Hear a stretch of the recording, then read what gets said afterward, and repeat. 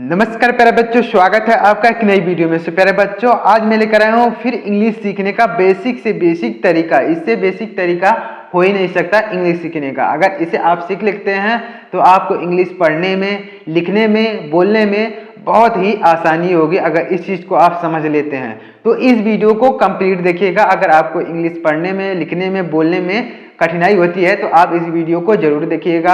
इस वीडियो को देखने के बाद आपको बहुत कुछ नया सीखने को मिलेगा। तो इस वीडियो को कंप्लीट देखिएगा और अगर आपको ये वीडियो पसंद आ जाए तो लाइक कर दीजिएगा और चैनल को भी सब्सक्राइब करके बेल आइकन को जरूर प्रेस कर दीजिएगा, क्योंकि मैं ऐसा इंग्लिश सीखने का बेसिक से बेसिक तरीका आपके लिए हमेशा लेकर आता रहता हूँ। तो चलिए देखते हैं। यहाँ पर मैं लेकर आया हूँ आ से लेकर री तक की जो मात्राएं होती हैं उसको इंग्लिश में कैसे लिखते हैं एग्जाम्पल के साथ हम लोग सीखेंगे। यानी आ से लेकर री तक की मात्रा, यहाँ तक हमने वीडियो बना बना के आपको सिखाया है कि कैसे मतलब मात्राएं लिखी जाती हैं। हमने वीडियो बना बना के सिखाया है। तो आज की वीडियो में हमने आ से री तक की मात्राएं यहाँ पर लिख के ले आया हूँ, जिससे आपको एक साथ यह चीजें समझ में आएंगी कि मतलब आ की मात्रा लगाने के लिए क्या लिखना होता है, री की मात्रा लगाने की छोटी बड़ी जो भी होता है, जितनी मात्राएं होती है आ से लेकर री तक की, उन सभी मात्राओं को एक साथ यहाँ पर हमने लिखा है। तो इसको अगर देख लेते हैं तो आपको आ से लेकर री तक की मात्राएं सारी क्लियर हो जाएंगी कैसे आपको इंग्लिश में लिखना है। तो देखिए, सबसे पहले यहाँ पर लिखा गया है, इसमें कोई मात्रा नहीं लगी है, तो इसको कैसे लिखेंगे इसको देखिएगा। तो देखिए, इसको कैसे लिखेंगे तो सबसे पहले लिखा गया घन। तो घन को इंग्लिश में कैसे लिखेंगे तो घा का होता है GH, घा को इंग्लिश में लिखते हैं GH। और यहाँ पर देखिए दो कॉन्सोनेंट एक साथ लिखे गए हैं, दो कॉन्सोनेंट, कोई वावेल नहीं है, हर यहाँ पर कॉन्सोनेंट लिखा गया है। तो जब दो कॉन्सोनेंट एक साथ लिखे होते हैं तो वहां पर बीच में एक ए लगाना होता है। तो यहाँ पर लिखेंगे ए, उसके बाद ना का होता है यन, तो हो जाएगा घन। इस तरीके से लिखेंगे। मतलब यहाँ पर दो कॉन्सोनेंट एक साथ लिखे गए इसलिए यहाँ पर ए लिखा जा रहा है। यहाँ ए इसलिए लिखा जाता है, मतलब यहाँ दो कॉन्सोनेंट एक साथ आए हैं। और ए का प्रयोग एक जगह और होता है जब आ की मात्रा लिखनी होती है। यहाँ पर देखिएगा आ की मात्रा, यहाँ पर भी ए हम लोग लिखेंगे, लेकिन यहाँ ध्यान दीजिएगा कि यहाँ पर कॉन्सोनेंट दोनों एक साथ आए हैं इसलिए यहाँ पर ए का प्रयोग किया जा रहा है। अगर इसी तरीके से लिख देते GH यन लिख देते तो यह पढ़ने में बहुत ही बेकार लगता। तो यहाँ पर दो कॉन्सोनेंट एक साथ आए इसलिए यहाँ पर ए का प्रयोग बीच में किया जाएगा, यानी एक वावेल लिखा जाएगा। अब घर कैसे लिखेंगे तो घर घा का होता है GH, उसके बाद आ की मात्रा के यहाँ पर मात्रा कोई नहीं है लेकिन ए का प्रयोग हम लोग करेंगे। यानी ए का प्रयोग हम लोग आ की मात्रा लगाने के लिए करते हैं। ए का प्रयोग कहाँ करते हैं, आ की मात्रा जब लगाने, जैसे यहाँ पर थाल लिखा है तो यहाँ पर आ की मात्रा लगाने के लिए हम लोग ये लिखते हैं, लेकिन यहाँ पर इसलिए लिखेंगे क्योंकि यहाँ जो लिखा गया दोनों कॉन्सोनेंट है, यानी व्यंजन है, हिंदी का व्यंजन है। तो व्यंजन एक साथ आया इसलिए यहाँ पर ए का प्रयोग हम लोग करेंगे। उसके बाद रा का होता है आर, तो जाएगा घर GH AR घर। चट कैसे लिखेंगे तो चा का होता है CH, और यहाँ पर भी व्यंजन एक साथ है तो इसको लिखेंगे ए, उसके बाद टा का हो जाएगा T, तो जाएगा चट। इस तरीके से। अब गम कैसे लिखेंगे तो गा का होता है G, उसके बाद यहाँ पर कॉन्सोनेंट एक साथ है तो ए हो जाएगा, उसके बाद माँ का हो जाएगा यम, तो जाएगा गम।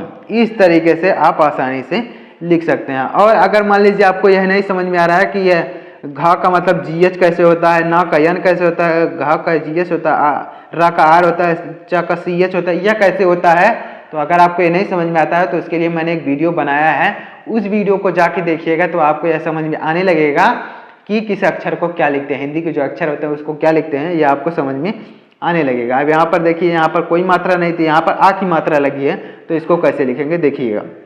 तो आ की मात्रा यहाँ पर लगी है तो जा को लिखते हैं जे, जा को क्या लिखते हैं जे, और उसके बाद आ की मात्रा के लिए भी ए लिखते हैं, उसके बाद ला का हो जाएगा यल, तो जाल। अब यहाँ पर देखिए कोई मात्रा नहीं है तो भी ए लिखा गया, और यहाँ पर आ की मात्रा लगी है तो भी ए लिखा गया है। तो यह बात आपको ध्यान में रखनी है कि जब दो कॉन्सोनेंट एक साथ होंगे तो भी ए लिखेंगे, और आ की मात्रा के लिए भी ए लिखते हैं। थाल कैसे लिखेंगे तो था का होता है TH, उसके बाद आ की मात्रा के लिए ए, उसके बाद ला का हो जाएगा यल, तो हो जाएगा थाल। इस तरीके से लिखेंगे। बाल कैसे लिखेंगे तो बा का होता है B, उसके बाद आ की मात्रा के लिए ए और ला का होता है यल, तो हो जाएगा बाल। इस तरीके से लिख सकते हैं। अब लाल कैसे लिखेंगे तो ला का होता है यल, और आ की मात्रा के लिए हम लोग लिखते हैं ए, उसके बाद ला का हो जाएगा फिर यल, तो लाल। इस तरीके से आप लिख सकते हैं, यानी आ की मात्रा के लिए ए लिखते हैं हम लोग। अब यहाँ पर नीचे देखिएगा, यहाँ पर आ की मात्रा दोनों शब्दों में लगी है, यानी देखिए यहाँ पर भी आ की मात्रा है, यहाँ पर भी आ की, यानी दो जगह आ की मात्रा लगी है। तो इसको कैसे लिखेंगे देखिएगा ध्यान से। तो यहाँ पर पापा पहले लिखा गया, तो पापा को कैसे लिखेंगे, तो पा का होता है पी और आ की मात्रा के लिए होता है ए, फिर पा का लिखेंगे पी, उसके बाद आ की मात्रा के लिए ए, तो हो जाएगा पापा। इस तरीके से आप आसानी से लिख सकते हैं।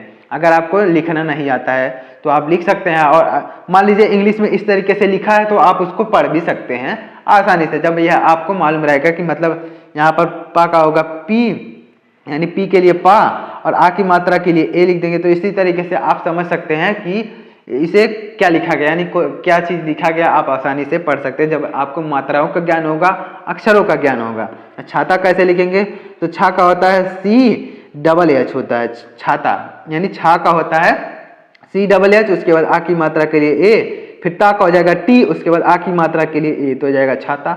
इस तरीके से यानी आ की मात्रा के लिए हम लोग ए लिखेंगे, और यहाँ पर कोई आ की मात्रा नहीं लगी थी तो अभी हम लोग ये ही लिख रहे थे, मतलब यहाँ पर दो कॉन्सोनेंट एक साथ आ रहे थे इसलिए यहाँ पर लिखा जा रहा था। अब सारा कैसे लिखेंगे देखिएगा, तो सा का होता है यस, उसके बाद आ की मात्रा के लिए ए, और रा का हो जाएगा आर, आ की मात्रा के लिए ए। तो इस तरीके बहुत आसान तरीके से आप लिख सकते हैं, इसी तरीके से बहुत ही आसान है, ध्यान से देखिएगा।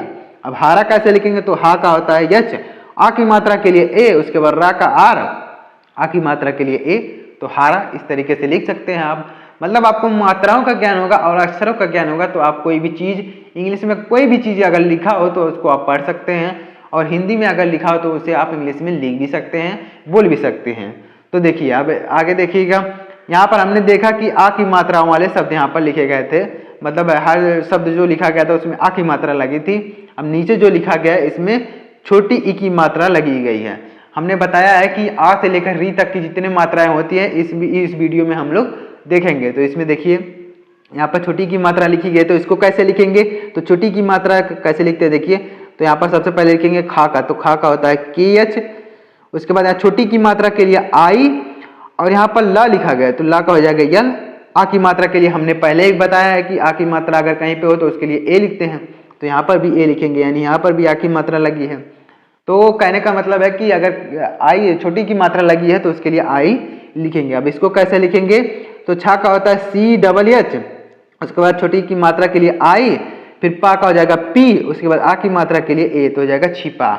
मिला कैसे लिखेंगे, तो माँ का होता है यम, छोटी की मात्रा के लिए आई, ला का हो जाएगा यल, और आ की मात्रा के लिए ए, तो हो जाएगा मिला। इस तरीके से लिख सकते हैं, यानी छोटी की मात्रा के लिए आई लिखते हैं और आ की मात्रा के लिए ए लिखते हैं। और अगर मान लीजिए कोई मात्रा ना दिया हो तो भी हम लोग ए का प्रयोग करते हैं। अब देखिए हिला कैसे लिखेंगे, तो हा के लिए होता है यच, छोटी की मात्रा के लिए आई, और यल ला का हो जाएगा यल, और आ की मात्रा के लिए ए, तो हो जाएगा हिला। इस तरीके से आप आसानी से समझ सकते हैं। तो उम्मीद करता हूँ आपको समझ में आ रहा होगा कि मतलब अगर आ की मात्रा के लगाना है हमको इंग्लिश में तो उसके लिए ए लिखेंगे, और छोटी की मात्रा लगानी है तो आई लिखेंगे। अब देखिए यहाँ पर हमने लिखा है बड़ी की मात्रा वाले शब्द, बड़ी की मात्रा को कैसे लिखेंगे इसको देखिएगा। तो बड़ी की मात्रा को कैसे लिखेंगे, तो यहाँ पर ना का लिखेंगे यन, और बड़ी की मात्रा के लिए लिखेंगे डबल ई, बड़ी की मात्रा के लिए डबल ई, यानी छोटी की मात्रा के लिए आई और बड़ी की मात्रा के लिए डबल ई, तो यन डबल ई हो जाएगा। उसके बाद ला का होगा यल, और आ की मात्रा के लिए हमने बताया पहले ही कि ए होता है, अगर आ की मात्रा है तो उसके लिए ए लिखते हैं, तो नीला। इस तरीके से लिख सकते हैं।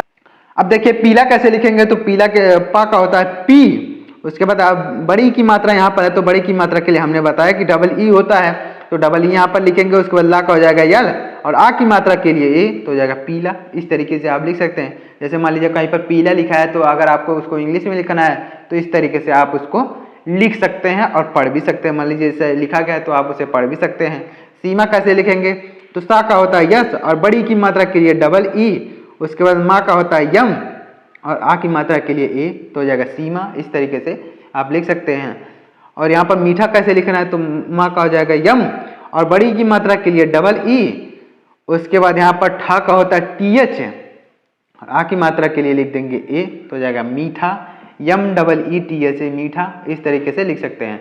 मतलब अगर आ की मात्रा लगानी हो तो ए लिखेंगे, छोटी की मात्रा लगानी हो तो आई लिखेंगे, और बड़ी की मात्रा लगानी हो तो डबल ई हम लोग लिखेंगे। अब आगे देखिएगा, यहाँ पर नीचे लिखा गया है बड़ाऊ की मात्रा, छोटाऊ की मात्रा हमने नीचे लिख दिया है, यहाँ पर पहले छोटाओं की मात्रा रहेगी, उसके बाद बड़ाओं की मात्रा रहेगी। तो इससे कोई फर्क नहीं पड़ता है, आपको सीखने से मतलब है।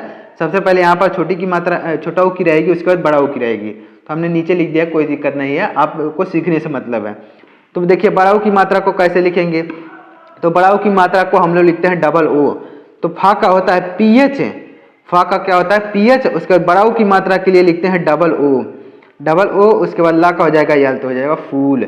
यानी बड़ाओं की मात्रा के लिए क्या लिखेंगे, डबल ओ। उसके बाद यहाँ पर भी देखिएगा, तो ढा का होता है डीएच, उसके बाद बड़ाओं की मात्रा के लिए डबल ओ, उसके बाद पा का हो जाएगा पी, तो हो जाएगा धूप। अब भूख कैसे लिखेंगे, तो भा का होता है बी एच, और बड़ाओं की मात्रा के लिए डबल ओ, और खा का हो जाएगा की एच, तो हो जाएगा भूख। इस तरीके से आप लिख सकते हैं। यानी कहने का मतलब है कि ये बड़ाओं की मात्रा अगर कहीं पे आती है, कोई शब्द हो उसमें अगर बड़ाओं की मात्रा आती है, तो आप इसी तरीके से आसानी से उसको लिख सकते हैं। यानी बड़ाओं की मात्रा के लिए डबल ओ आप लिख सकते हैं। भूल कैसे लिखेंगे, तो भा का हो जाएगा बी एच, उसके बाद बड़ाओं की मात्रा के लिए डबल ओ, उसके बाद ला का हो जाएगा यल, तो इस तरीके से भूल लिख देंगे। अब झूल कैसे लिखेंगे, तो झा का होता है जे एच, और बड़ाओं की मात्रा के लिए डबल ओ, उसके बाद ला का हो जाएगा यल, तो इस तरीके से आप लिख सकते हैं झूल। यानी बड़ाओं की मात्रा के लिए क्या लिखेंगे, डबल ओ, इस तरीके से लिखेंगे। यानी छोटी की मात्रा के लिए आई, बड़ी की मात्रा के लिए डबल ई, बड़ाओं की मात्रा के लिए डबल ओ। अब छोटाओं की मात्रा के लिए देखिएगा, यह ऊपर रहता है, पहले छोटाओं की मात्रा आती है, उसके बाद बड़ाओं की आती है, तो इससे कोई फर्क नहीं पड़ता है। देखिएगा आपको सीखने से मतलब है। यहाँ पर देखिए छोटाओं की मात्रा को क्या लिखते हैं, तो बड़ाओं की मात्रा के लिए डबल ओ लिखते हैं, अब छोटाओं की मात्रा के लिए यू लिखते हैं। देखिए तो यहाँ पर देखिए सा को क्या लिखेंगे, यस एच, यानी बड़ा सा है तो इसको लिखते हैं यस एच, यस एच। उसके बाद देखिए छोटाओं की मात्रा के लिए यू लिखते हैं, और बी एच, भा का हो जाएगा बी एच, तो हो जाएगा शुभ। इस तरीके से लिखेंगे। यानी छोटाओं की मात्रा के लिए यू, बड़ाओं की मात्रा के लिए डबल ओ। तो अब इसको कैसे लिखेंगे, गुम, तो जी से हो जाएगा ग, और छोटाओं की मात्रा के लिए यू, और माँ के लिए हो जाएगा यम, तो इस तरीके से गुम। तुम कैसे लिखेंगे, तो देखिए ता का होता है टी, और छोटाओं की मात्रा के लिए यू, उसके बाद माँ का हो जाएगा यम, तो हो जाएगा तुम, टी यू एम, तुम। इस तरीके से लिख सकते हैं। पुल कैसे लिखना है, तो पा का हो जाएगा पी, उसके बाद छोटा उ की मात्रा के लिए यू, उसके बाद ला का हो जाएगा यल, तो हो जाएगा पुल। अब चुप कैसे लिखना है, देखिएगा यहाँ ध्यान से देखिएगा, तो चा का होता है सी एच, उसके बाद छोटा उ की मात्रा के लिए यू, उसके बाद पा का होता है पी, तो हो जाएगा चुप। इस तरीके से आप आसानी से इंग्लिश को लिख सकते हैं, पढ़ भी सकते हैं और समझ भी सकते हैं। यानी कहीं भी अगर मान लीजिए लिखा है इंग्लिश में, तो अगर आपको मात्राओं का ज्ञान है और अक्षरों का ज्ञान है, तो आप आसानी से उसको पढ़ भी सकते हैं, लिख भी सकते हैं, बोल भी सकते हैं। अब देखिएगा यहाँ पर री की मात्रा, इसके बाद क्या आता है, यानी बड़ाओं के बाद री की मात्रा आती है। यह ऊपर नीचे हो गया है, तो इससे कोई फर्क नहीं पड़ता है, आपको मात्रा सीखने से मतलब है। देखिए अब री की मात्रा क्या लिखेंगे, तो री की मात्रा के लिए हम लोग लिखते हैं आर आई, तो इसको कैसे लिखेंगे, तो का होता है के,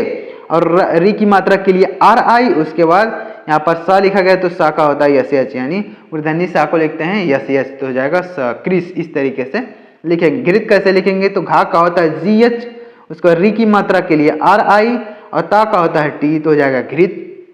अब नृप कैसे लिखेंगे, तो ना का होता है यन, उसका री की मात्रा के लिए आर आई, और पा का हो जाएगा पी, तो हो जाएगा नृप।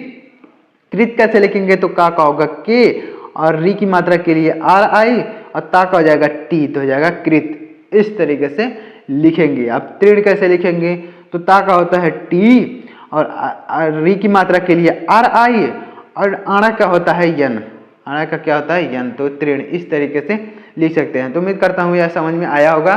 कि कहने का मतलब है कि देखिए एक बार आपको और समझा देता हूँ कि अगर आ की मात्रा हो, चाहे अगर आ की मात्रा भी ना हो तो भी हम ए का प्रयोग करेंगे, और आ की मात्रा अगर हो तो उसके लिए हम लोग ए लिखेंगे। यहाँ पर भी आ की मात्रा है तो उसके लिए ए ही लिखेंगे। अब छोटी की मात्रा के लिए आई लिखते हैं, बड़ी की मात्रा के लिए डबल ई लिखते हैं, और छोटाऊ की मात्रा के लिए यू लिखते हैं, बड़ाऊ की मात्रा के लिए डबल ओ लिखते हैं।